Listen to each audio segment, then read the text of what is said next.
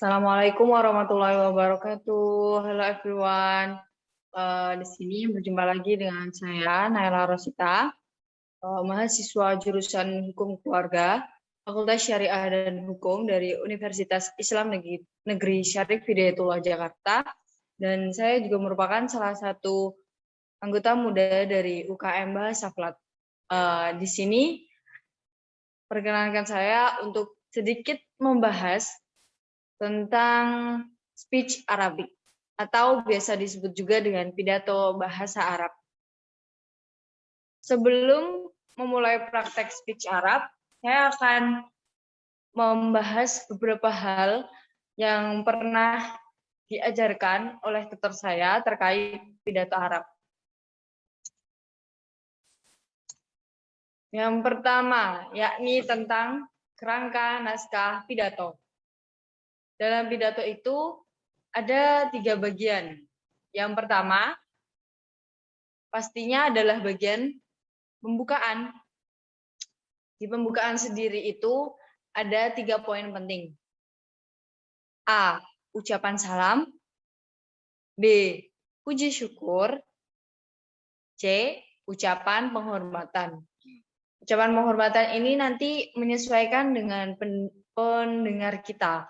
Semisal untuk lomba, ya ditambahi yang terhormat kepada Dewan Juri, kemudian Ustadz-ustadzah dan para mentor mungkin ketika ucapan penghormatan ini nanti sesuai dengan siapa saja pendengar kita. Kemudian yang kedua yakni terkait isi. Isi adalah bagian utama dalam pidato. Maka buatlah isi pidato yang sopan dan menarik supaya pendengar tidak jenuh. Yang ketiga ialah penutup. Penutup ialah kesimpulan dari pidato yang disampaikan, harapan untuk lebih baik, ucapan terima kasih, maaf, dan salam penutup. Pembahasan selanjutnya yang penting dari pidato yakni hal-hal yang harus diperhatikan ketika berpidato. Hal utama yang harus kita perhatiin ini menguasai materi. Ketika kita itu sudah menguasai materinya, maka kita akan dengan mudah menyampaikan apa yang kita pahami dari materi tersebut. Dan berpenampilan menarik. Berpenampilan menarik ini bisa dengan seperti kayak kita dalam artian sudah mandi, kemudian menggunakan, kalau laki-laki menggunakan baju koko, kemudian kalau wanita menggunakan gamis, menggunakan hijab yang rapi, dan dia berusaha semenarik mungkin gitu, agar kita juga pendengar itu nggak bosen gitu loh lihat kita gitu. Yang ketiga yakni berpidato singkat, padat, dan jelas. Poin ketiga ini juga termasuk poin penting, karena ketika kita membuat pidato yang dia itu bertele-tele, itu akan membuat para pendengar ini bosan gitu. Sehingga membuat pidato yang singkat, padat, dan jelas ini diharuskan sekali ya. Gitu. Yang keempat, menggunakan intonasi dan mimik wajah yang tepat. Yang kelima, menggunakan gerak tubuh yang wajar. Yang keenam, hindari ketegangan. Yang ketujuh, menggunakan bahasa yang baik dan jangan terpaku dengan teks. Mau pidato apapun itu, baik untuk lomba atau kita itu pidato untuk hari khutbah Jumat atau mungkin pidato misal kita ini seorang presiden, kemudian kita akan memberikan pidato atau sambutan gitu. Ya, itu tetap poinnya jangan sampai kita itu terlalu lihat terus sama teks. Karena ketika kita terlalu lihat sama teks, berarti menunjukkan kalau kita itu nggak menguasai materi. Dan ketika kita udah nggak menguasai materi, maka dampaknya itu akan sampai kemana-mana gitu. Bisa aja nanti kita nggak fokus karena kita itu cuman ini materinya udah sampai mana nih, ini bacanya udah sampai mana, kayak gitu. Mungkin gitu sih. salah satu beberapa hal yang emang harus kita perhatikan kalau kita itu ingin berpidato. Kemudian pembahasan selanjutnya yakni cara menulis atau menyusun konsep pidato yang bagus dan benar. Apa sih untuk cara penulisannya ataupun menyusun konsepnya? Ini sama lah seperti kita membuat pidato-pidato yang biasanya. Apa sih pentingnya menyusun konsep pidato yang bagus dan benar itu? Yang pertama, kita itu diharuskan untuk membuat pidato lebih sistematis dan logis agar lebih mudah dipahami pendengar. Maksudnya sistematis itu gimana? Contoh, kita mengambil materi tentang hubungan antara ilmu dan amal. Dari sini kita harus urut nih, mulai dari penjabaran tentang apa itu ilmu, apa itu amal, kemudian apa hubungan dari keduanya, gitu. Dan yang kedua, pidato lebih berfokus pada tujuan yang ingin dicapai. Kerangka pidato memudahkan penulis untuk membuat isi pidato sesuai dengan tujuan yang ingin dicapai. Pendengar sudah memahami tujuan dan isi, gitu. Pidato itu memiliki tujuan yang ingin dicapai. Maksudnya kayak tujuan semoga pendengar ini paham, gitu. Tujuan semoga pendengar ini itu bisa memulai langkah baru ketika setelah mendengar pidato kita. Dalam arti misal nih pidato kita tentang cara menggapai cita-cita, berikut caranya bla bla bla bla. Ini tuh semoga tuh penyampaian kita ini tuh nyampe di pemikiran dan hati si pendengar, kemudian mereka itu langsung action gitu, langsung menerapkan semuanya. Kemudian yang ketiga itu kenapa penting menyusun konsep pidato? Pidato mencakup isi yang disampaikan sebagai batasan permasalahan. Jadi kenapa kok kita itu tidak disarankan untuk pidato itu ngasal, pidato itu enggak pidato itu enggak dengan membuat teks. Mungkin kalau emang kita udah ahli itu oke lah, nggak apa-apa. Tapi ketika kita masih dalam proses belajar atau mungkin emang gimana, ternyata membuat konsep pidato ataupun isi dimulai dari kerangka itu tuh benar-benar penting banget. Karena itu sebagai batasan permasalahan gitu, supaya pembahasan kita itu nanti tidak melebar, tidak menghabiskan waktu, dan tidak efisien. Mungkin begitu. Lanjut poin keempat, yakni tentang pidato dapat disampaikan secara keseluruhan di depan publik gitu. Jadi pidato kita itu disampaikan secara publik ya, bukan secara khusus kayak buat si A aja, si B aja gitu. Oke. Kemudian lanjut ke pembahasan selanjutnya, ini tentang teknik vokal dalam berpidato.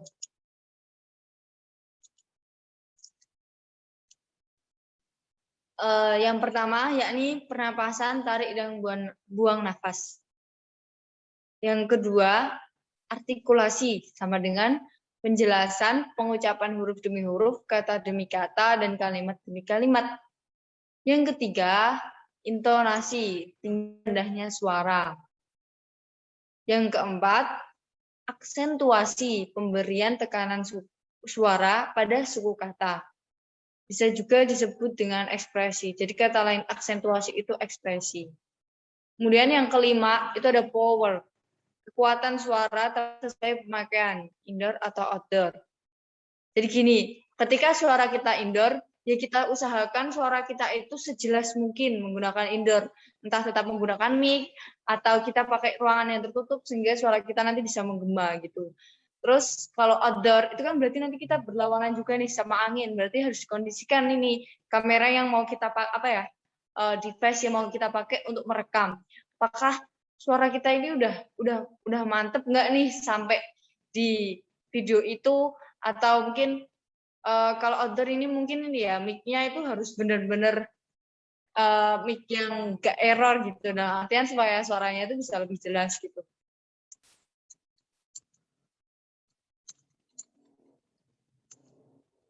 Kemudian yang keenam, ini ada volume sama dengan tingkat penyaringan suara. Yang ketujuh, speed atau tempo. Harus tahu kondisi dan situasi yang ditentukan, lambang, sedang, atau cepat. Jazakumullah khair, terima kasih banyak. Tapi materi saya kali ini belum selesai. Masih ada, di sini saya akan sedikit mengulas tentang sebentar, tentang pidato, tentang pembacaan teks pidatonya.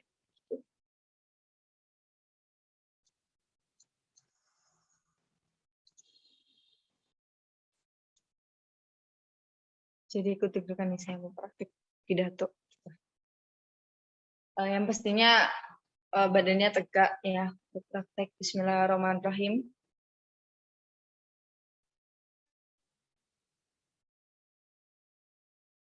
Uhayyikum bitahiyatil Islam, tahiyati ahlil jannah. Assalamualaikum warahmatullahi wabarakatuh.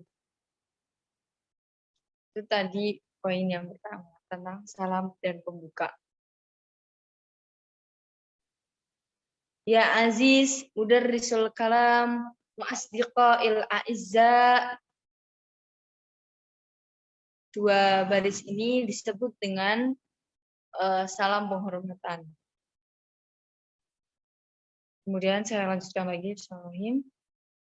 Innal hamdalillah nahmaduhu wa nasta'inuhu wa nastaghfiruh wa na'udzu billahi min syururi anfusina wa min sayyiati a'malina. May yahdihillahu fala mudhillalah wa may yudlilhu fala hadiyalah. Asyhadu an la ilaha illallah wa asyhadu anna Muhammadan abduhu wa rasuluh alladzi la nabiyya ba'da, amma ba'd. Kalimat yang tadi barusan saya ucapkan itu bisa disebut dengan ucapan puji syukur. Sekarang kita masuk ke isi, gitu. Tapi isinya ini masih yang awal-awal dulu. Ayyuhal kiram, qala ta'ala fi kitabihil karim, a'udzu billahi minasyaitonir rajim, bismillahirrahmanirrahim. Yarfa'illahu alladhina amanu minkum walladzina utul ilma darajat. Wallahu bima ta'maluna khabir. Al-ayah. Fi hadzal waqti ismahu li an ulqiya khitaban an alaqatil ilmi bil amalil khairi. Al-ma'rifah wal ihsan kayanani mutarabitani. Limada aqulu kadzalik? Da'na nataharruk aksar al-ilmu wafqan lil-lughah wa ma'rifah syai'un ma fi halatihi al-asliyah ala wajhil yakin. Fahunaka anwa'un muhtalifah minal ulum mislu ulumid diniyah wal ulum wa teknologiyah. Fihina anna sadaqah ya amal yutimmu ma'al atrafi bidunil ma'rifah. As-sadaqah la fa'idah minha. Bainamal ma'rifah biduni sadaqah la fa'idah minha. Ada yang paham makna dari teks ini?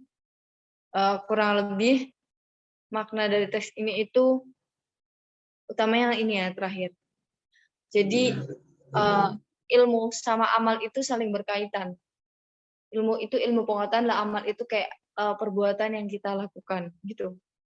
Jadi ketika kita memiliki ilmu tapi kita tidak mengamalkan, maka itu juga tidak dibenarkan gitu. Karena tandanya kita tidak tidak menggunakan ilmu kita gitu. Jadi ilmu kita bakalan sia-sia. Tapi sama juga gitu. Ketika kita beramal tanpa ilmu, dalam artian kita nih sholat, tapi kita nggak tahu, tapi kita nggak mau belajar gimana sholat yang benar gitu. Padahal ada di media belajarnya, itu sama aja. Amal kita itu nggak bakal diterima, sia-sia begitu. Wallahu a'lam bishawab. Dzalika bisifatika musliman mu'minan. Yajibu alaika mumaras qa'imah alal ma'rifah min ajli ziyadah mukafa'atak ka'ida'i lil hayah ba'dal maut. Laisa faqat al ma'rifah diniyah allati yumkinu an tasbula alaina al husul alal mukafa'ah. Walakin kullul ma'rifah yumkinu an tajlibuna lil husuli alal mukafa'ah. Wal audah marratan ukhra kullu hada yatawaqqaf 'ala niyyah. Fi talabil ilmi yajibu an nadhhara anfusana min kulli anwa'in amradil qalbi wal qabahi wal khati'ati wal akhta'i. Kullama qulubuna anqa zadat al ma'rifah allati yumkinu an nafhamaha. Asitul عليها على أنها ممارسة يمكن أن تزيد الأجر إذا كانت قلوبنا تتمنى بصدق نعمة الله عند القيام بذلك. Di sini dijelaskan, jadi kenapa kita itu harus berilmu dan beramal? Karena kita tahu sendiri ya, kita sebagai manusia itu kita tahu dunia itu adalah tempat untuk mulai nyicil perbekalan untuk akhirat nanti lah. Salah satu bekal yang bisa kita bawa ke akhirat yaitu amal soleh. Oleh karena itu, ketika kita beramal soleh, kita juga butuh ilmu tadi gitu. Nah, selain itu, hal apa nih yang bisa mempermudah kita untuk mendapatkan sebuah ilmu gitu? Ternyata hal yang bisa mempermudah kita dalam dalam menuntut ilmu, dalam mendapatkan ilmu ini salah satunya kita itu harus memahami, maksudnya itu harus tidak memiliki rasa iri dengki, rasa hasad, rasa buruk-buruk yang seperti lainnya.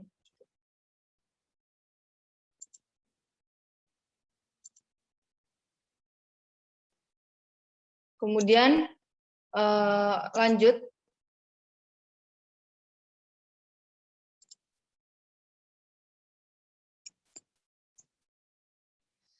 An Abi Hurairah qala Rasulullah alaihi wasallam innallaha la yanzuru ila suwarikum wa amwalikum walakin yanzuru ila qulubikum wa a'malikum. Min hadzal hadis na'rifu anna Allah azza wa jalla yanzuru ila qulubina wa a'malina ahkaman li hisabi yaumil hisab. Innama hiya khutuwat ta'ziz syukur bisidqi inda dirasah. Ilaikum ba'dal khutuwat allati ajibu sidqu fid dirasah. Naqlan an kitab Khulasah Ta'limul Ilmi li Syekh Shalih Al-Utsaimin anna al-qadiyat al-ikhlas fi talabil ilmi yumkin an tatahaqqaq min khilali arba' asasa ra'isiyah fima yali. Al-awwal niyah raf'ah jalli an-nafsi au biidrakihi annahu mas'ulun fi'lan an qadayal ubudiyah wa idrak anna hunaka awamir wa nawahi yajibu ita'atiha. Asani aniyah fi raf'il jahli anil akhirin bita'limihim wa tawjihihim khawla ma yumkinu ayusan amalihim wal akhirah. Asalis niyah ihya'ul ma'rifah hatta tabqa tilkal ma'rifah. Lidzalika idza kana mutamassikan haqqan bil mabadi' al-asya al-madhkurah insyaallah bi'idnil qalbi daiman mukhlis fis sadaqah yajlibun na'am fid dunya wal akhirah. Fid dirasah bil idafah ila kaunina mutalibani bil khifadi ala niyatis sadaqah. Nahnu mutalibuna aidan bi ta'limil ma'rifah lil akhirin wa mumarasatiha fil hayatil waqi'ah yuqaddimul Imam Ghazali fi kitabi ayyuhal walad an-nasah li talabihi kama naqal kalamun Nabi Muhammad an tahdidi ahlul ilmi alladhi la yufmuhu aw li ghairihim. Qala Nabi Muhammad alaihi salatu wassalam Asyaddun nas qiyamati alimun la yanfa'uhu Allah la yanfa'uhu Allahu bi ilmi. Maknanya ini sesungguhnya manusia yang paling diadab itu di hari kiamat itu orang yang mengetahui tapi ilmunya itu tidak bermanfaat baginya. Yang terakhir yakni tentang kesimpulan, indama nahnu sul'al ma'rifah wa la numarisuha fa bihadza bidayatul khatar alaina. Kullu tafsirat yumkin al-istinjaj anal alaqah bainal ilmi wal amal wasiqah lil ghayah. Bil ilmil amal sanukbal idza tawfina syurut. Wa ahaduha amal bi ikhlasi fi ridallah idza kanat ladaina al-ilmi wa lam numarisuha aw na'lamuha lil akhirin. Fala yu'addi dzalik illa adamil jadwa hadza kullu ma ladayhi huwa syaghu fi sa'i wa ra'al ilmi bi ikhlasi sa'yan wa ra'al yarju iman ayusira wa taqfan wastamarra fil usuli ila bil ahdafil istighfar. Kaifa itu kalami fa in kana hunaka khairan fa min 'indillah. Syukran ala intibahuk. Assalamualaikum warahmatullahi wabarakatuh. Oke. Mungkin mohon maaf, ini sepertinya terjadi beberapa kesalahan, tapi no problem. Intinya kurang lebih itu ketika kita mau baca teks pidato, itu harus totalitas ya, dalam artian ya totalitas benar. Mungkin kalian bisa lihat review teks pidato saya, membaca teks pidato yang baik dan benar itu di video-video sebelumnya. Mungkin begitu saja. Sekian dari saya. Sampai berjumpa lagi. Mohon maaf atas semua kesalahan. Terima kasih sudah nonton videonya sampai akhir. Syukran. Wassalamualaikum warahmatullahi wabarakatuh. See you. Happy watching.